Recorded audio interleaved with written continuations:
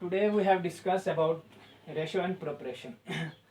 तो सबसे पहले हमें देखना है कि रेशो क्या होता है। रेशो हम किसको बोलते हैं?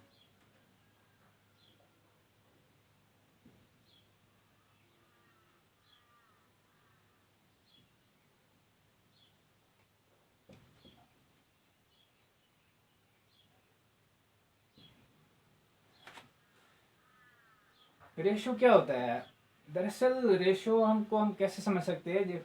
जैसे हमारे पास किसी चीज़ को कंपेयर करना हो किसी के साथ, तो उसी को हम रेशो कहते हैं। जैसे हम मतलब खुद को किसी के साथ कंपेयर कर रहे हैं या फिर आप किसी को किसी के साथ कंपेयर कर रहे हैं, तो उसमें से जो डिफाइन करके हमें मिलता है ना, उसको हम रेशो बोल सकते हैं। जैसे अभी हम देखेंगे किसी चीज़ को किसी के साथ कंपेयर, किसी दूसरी चीज़ के साथ कंपेयर करने।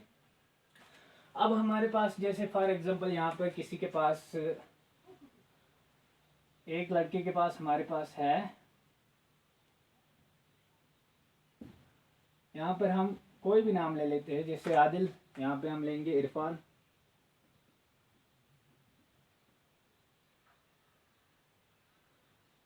तो यहाँ हमारे पास अगर आदिल के पास यहाँ पर 50 और यहाँ इरफान के पास 100, यानी कि इसके पास अगर 50 रुपये और इसके पास 100 रुपये है, तो अब इनको क्या करना है कि आप किसी को मतलब बताना है कि इस आदिल ने किसी को बताना है कि मेरे पास 50 रुपये है और इरफान के पास 100 रुपये है। अब यहाँ पर अगर देखा जाए तो या तो फिर ये जो बंदा है इरफान, ये बता सकता है कि मेरे पास 100 रुपये है और आदिल के पास 50 रुपये है। ये एक बेसिक सी चीज़ है जो रेशो के बारे में आपको समझना बहुत ज़रूरी है। तो ये चीज़ें आपको आगे जाके काम आने वाली है। जैसे मेन का जो एग्ज़ाम होता है या फिर कोई भी आप किसी कम्पिटिटिव एग्ज़ाम जो एसएससी या फिर वगैरह किसी भी एग्ज़ाम के लिए प्रिपरेशन कर रहे हो, तैयारी कर रहे हो, तो उसके लिए आपको बेसिक चीज़ें समझ आनी चाहिए। जैसे मतलब रेशो प्रिपरेशन में सबसे पहले फिर आप उस चीज़ को डिफाइन करके एक्सप्लेन करके मतलब सोल्व कर सकते हो। तो अगर आपके पास यहाँ पर फॉर एग्जांपल समझने के लिए आप एक एग्जांपल लेंगे हम, इस बंदे के पास 50 रुपये और इसके पास 100 रुपये है। अब दोनों के पास सेम तो है नहीं है, यहाँ पर 50-50 का है, यानी कि इसके पास हाफ है और इसके पास डबल है। अब ये लड़का किसी को बोल रहा है कि मेरे पास 50 रुपये और इसके पास 100 रुपये है। अब तो एक तो कहने का तरीका है कि मेरे पास 50 है और इसके पास 100। दूसरा कहने का तरीका ये है कि मेरे पास 50 और इसके पास डबल है। यहाँ पे ये दो तरीके हैं।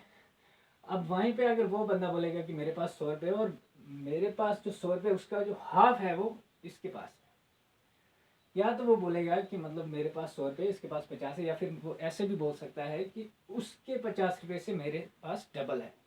तो अब इन चीज़ों को अगर इसको भी हमने क्या करना है कि मतलब एक्सप्लेशन के हिसाब से बिल्कुल लो क्वांटिटी में ला के इसको समझना है कि इसको डिफाइन कैसे करेंगे। अब देखो ये तो एक मतलब बताने का तरीका है। अब इसको हमें रेशो में कन्वर्ट करना है, यानी कि इजी लैंग्वेज में आसान तरीके में कैसे बोल सकते हैं।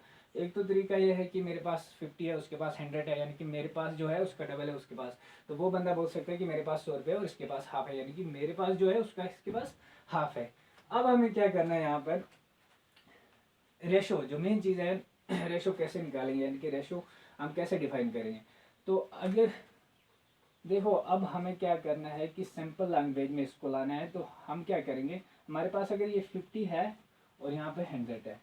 अब 50 को हम सीधे क्या करेंगे, डिवाइड हो जाएगा, यानी कि अगर हम 10 के साथ 5 को 10 के साथ मल्टीप्लिकेशन करेंगे, 5 के अंदर 50, और यहाँ पे हम अगर 5 को 20 के साथ करेंगे तो ये 100।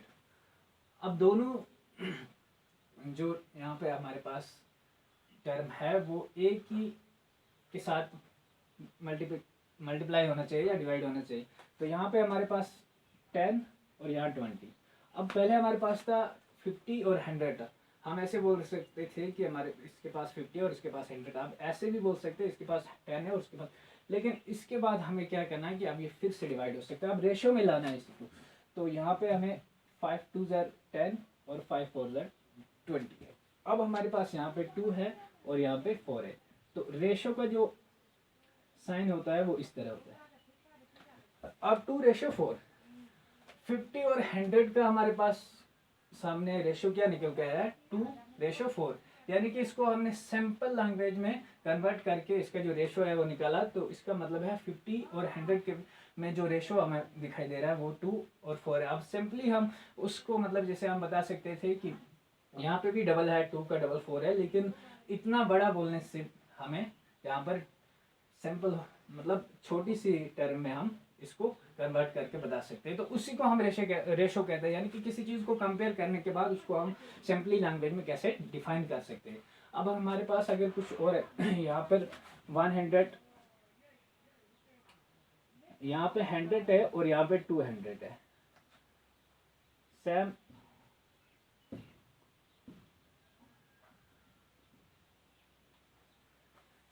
तो अब यहाँ पे देखो हमारे पास ये बंदा बोल सकता है कि अपने फादर को कि मेरे पास 100 है और मेरा डबल है उसके पास, यानी कि 100 का डबल उसके पास है। तो वो सामने वाला जो है इरफान वो बोल सकता है कि मेरे पास 200 और मेरे पास जो 200 है उसका हाफ जो है वो आदिल के पास है।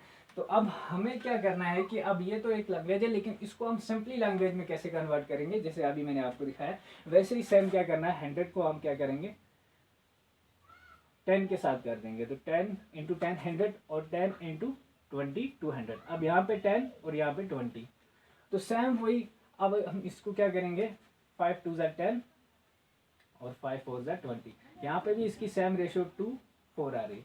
देखो ये चीज़ हमें देखनी 2:4 हमारे पास कितनी टर्म का सेम 2:4, मतलब बहुत सारे ऐसे टर्म्स होगी जिसकी हमारे पास 2:4 भी आ सकती है। ऐसे 2:3 2:5 या फिर 4:5 4:7 या 3:5 कुछ भी हमारे पास जैसे डिफाइन करके आ सकता है। जैसे आपके पास कभी क्वेश्चन में ऐसे दिया होगा जो SSC या फिर मेन के एग्जाम में होता है कि आप को बताना है कि 50 एंड 100 इसका जो रेशो है हमारे पास यहाँ पे ऑप्शन में दिया हुआ है।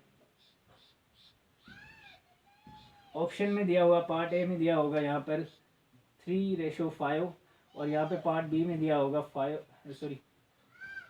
4:8। यहाँ पे पार्ट सी में आपके पास दिया होगा 5:10 और यहाँ पे आपके पास डी पार्ट में दिया होगा 6:8।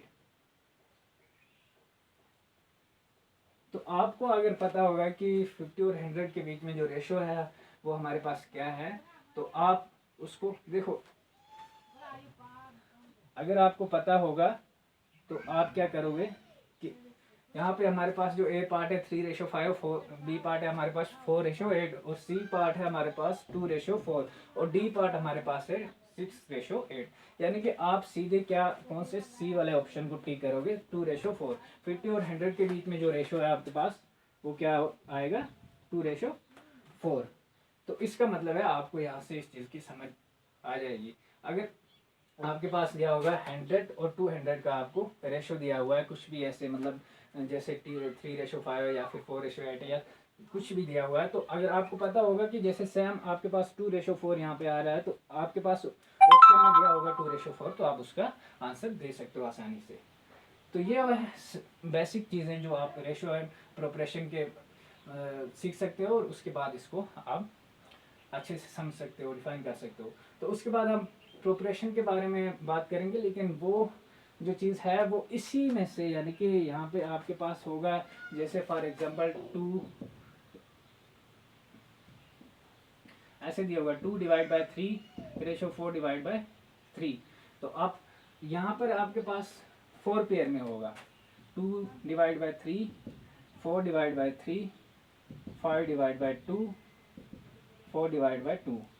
तो आपको फिर ये चीज़ें चेक करनी है। अगर आपको हमारे पास रेशो में आपको समझ आया है कि यहाँ पे 2:4 किसका है, तो ऐसे अगर आपको क्वेश्चन में दिया होगा प्रोपोर्शन के रेशो एंड प्रोपोर्शन के, जैसे आपको दिया होगा कि मतलब 100 और 200 के बीच में जो टर्म है, तो या फिर उनका जो रेशो है इसमें से क्या आ सकता है, तो आप पहले इसको रेशो को चेक करोगे तो फिर प्रोपोर्शन के हिसाब से आप इसको कैलकुलेट कर सकते हो।